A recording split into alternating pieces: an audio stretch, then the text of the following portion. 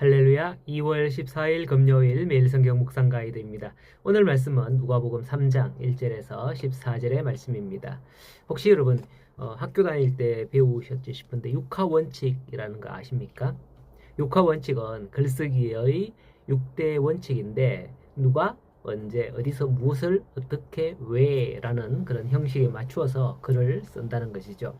그러면 읽는 이들이 글에서 전달하고자 하는 의미를 정확히 이해할 수 있다는 거죠. 이것을 읽는 사람의 생각에도 품고서 글을 읽어야 합니다. 성경을 읽을 때도 이런 원칙들을 생각하면서 읽으면 성경의 내용을 보다 더 명확하게 이해할 수 있기도 하는 것입니다. 누가복음은 의사인 누가가 데오빌로 각하에게 전하기 위해 기록한 그런 목적이 있었습니다. 그렇기 때문에 누가는 대체로 이런 기준에 맞추어서 데오빌로 각하가 이해하기 쉽게 썼을 것으로 여겨집니다. 누가복음에서 세례 요한이 태어나는 일에 관해서라든지 예수님의 잉태라든지 이런 사건을 서술한 것을 보면 모두 그렇습니다. 자, 오늘 본문도 살펴보면 언제 일인지부터 나오죠. 1절 말씀에서 보면 디베료 황제가 통치한 지 15해였고 그때는 본디오 빌라도가 유대의 총독으로 그리고 헤롯 갈릴리 분봉왕으로 등등 이런 시기들이 언제였던지 기록이 나오고 있습니다. 즉 이것은 그때 일어난 사실, 분명한 사실이라는 의미를 담고 있는 거죠. 그때 누가 2절에서 하나님의 말씀이 요한에게 임했다라는 거예요. 하나님의 말씀이 임한 요한은 무엇을 했나? 요단강 부근에서 회개의 세례를 전파했다는 것입니다. 어떻게 세례를 베풀었나? 독사의 자식들아 라고 외치면서 회개에 합당한 열매를 맺으라 라고 했다는 것이죠. 왜? 이미 도끼가 나무 뿌리에 놓였으니 좋은 열매 맺지 아니하는 나무마다 찍혀서 불에 던져질 것이기 때문이다 라는 거죠. 그때 무리들이 묻습니다. 우리가 어떻게 하면 됩니까? 무리들은 옷과 음식을 나누며 세리들은 부과된 것 외에 더 거두지 말고 군병들은 강탈하지 말 것을 가르칩니다. 이런 방식으로 성경을 본다면 보다 명확하게 이해할 수 있습니다. 하지만 이걸 성경 전체 창세기부터 요한계시록까지 적용할 수는 없다는 점을 아셔야 합니다. 왜냐? 이거는 특별 계시로 기록된 것이기 때문에 모두가 다 깨닫는 게 아니고 구원받는 자, 믿는 자만 깨달을 수 있는 것이죠. 성경은 우리의 이성으로 이해할 수 없는 일들도 많이 기록되어 있기 때문이에요. 하지만 누가복음에서는 누가가 기록한 목적이 데오빌로 각하가 이해하도록 전하는 것이기 때문에 당시 있었던 일들에 대해서 이렇게 이해하면 명확하게 이해할 수 있는 것입니다. 이것은 본문의 상황을 이해하는 방식이고 그러나 본문의 내용에서 은혜를 찾는 것은 또 이와는 다른 방식임을 아셔야 합니다. 본격적인 큐티에 대한 예를 들자면 이것이죠. 요한이 광야로부터 사역을 시작한 때가 언제냐? 바로 하나님의 말씀이 임하고서입니다. 우리는 요한이 어디에 있을 때 하나님의 말씀을 받았는지 본문에서 살펴볼 수 있습니다. 빈들이라고 하죠. 빈들에 있던 요한에게 하나님의 말씀이 임하였다는 거죠.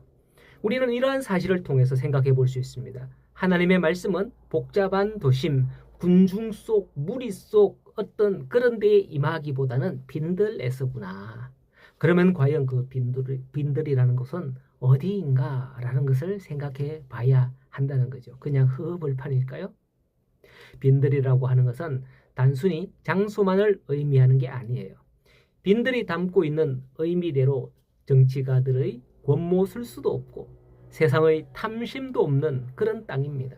그러므로 빈들이란 마음, 빈들 같은 마음, 가난한 마음이라는 것이죠. 예수님께서 말씀하신 산상수훈에서 심령이 가난한 자는 천국이 저희 것이요라는 것처럼 말이죠. 세례 요한은 어릴 때부터 빈들에서 자랐다고 성경은 기록하고 있습니다. 그래서 늘 빈들 같은 마음으로 성장을 했죠. 세상에 대한 탐심도 정욕도 끊어버리고 오직 하나님의 말씀이 임하기를 사모했던 거죠. 그렇게 성장하고 광야의 빈들의 훈련을 받은 세례 요한의 회개의 세례를 베풀 때에 어떠하다고 하느냐 4절에서 5절에 보면 마치 선지자 이사야의 글에 쓰인 바 광야에서 외치는 자의 소리와 같다라고 하는 거예요. 세례 요한의 사역은 깨닫고 경험한 개인의 이성적인 어떤 사역이 아니라 하나님의 말씀이 임하였기에 선지자 이사야가 예언한 바대로 전한다는 것이죠. 쉽게 말해서 그의 사역은 절로 말씀이 생각나고 말씀과 흡사하다는 겁니다. 그래서 말씀대로 하는 거예요. 혹시 저와 여러분의 섬김에서 이런 느낌이 들까요? 이런 느낌과 감동이 들어야 되는 거예요. 저 사람은 사역을 하는데 어찌 자기 이름만 드러낼까? 자기가 한 일들만 자랑하는 거지? 이런 느낌, 그런 마음만 주면 그 사람의 섬김과 사역은 하나님의 앞에 합당하지 않은 거죠. 이 짧은 묵상 나눔 시간에 이것을 간단히 언급하고 넘어가지만은 우리 신앙생활 가운데서도 이 문제는 매우 깊이 생각하고 어쩌면 광야의 문제로 두고 생각해 봐야 할 문제입니다. 이런 문제가 해결된 요한은 그냥 직설적으로 이 독사의 자식들아 호통을 치면서 여기서는 과감하게 표현하지 못하겠지만은 그렇잖아요. 독사의 자식들아 여러분 호통을 치면서 외쳐도 사람들은 반감을 가지지 않는 거예요. 요즘 이런 말 들어보셨을 거예요. 전도하면서 당신은 죄인입니다 하는 말을 쓰면 안 된다라고 가르치는 전도 강사들이 있어요. 세미나 때.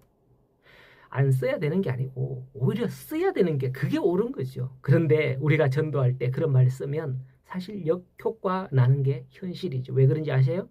우리가 준비되지 않았기 때문이에요. 그 사람들이 준비되지 않았기 때문이에요. 우리가 광야에서 하나님의 말씀의 그릇으로 준비가 되지 않았기 때문에 준비되지 않는 사람이 그런 말을 하니 성령의 역사가 없이 말을 하니 상대방의 마음에 성령의 감동 없이 생소리로 들리는 거죠.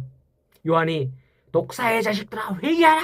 라고 이런 말 한마디에 10절에 보면 무리들도 12절에 세리들도 14절에 군인들도 우리가 어찌해야 됩니까? 하고 나오더라는 겁니다. 오늘도 우리 성도님들의 말에 힘이 있고 능이 있는 성령의 역사가 함께하기를 간절히 소원합니다. 오늘도 성령과 함께 나아가는 우리 성도님들 다 되시기를 간절히 소원합니다.